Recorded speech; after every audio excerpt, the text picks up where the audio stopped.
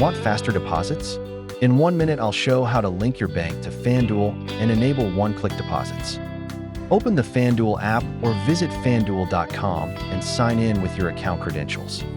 Tap the account icon at the bottom right, then select Deposits or Cashier on desktop. Choose Add Bank Account or Link Bank to start connecting a bank transfer. Search or pick your bank from the list, then tap to proceed with verification. Choose Instant Verification for a faster link or opt for micro deposits if you prefer manual verification. For instant verification, you'll sign into your online banking within the secure connector and approve access. If you chose micro deposits, check your bank statement for 2 small test deposits and enter those amounts when prompted. Once verified, confirm the account and toggle on Enable one-click deposits to make deposits immediate.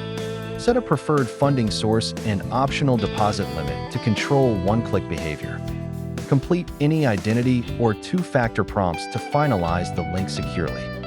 All set, deposits are now one tap away. Enable one-click deposits now to fund your FanDuel account instantly.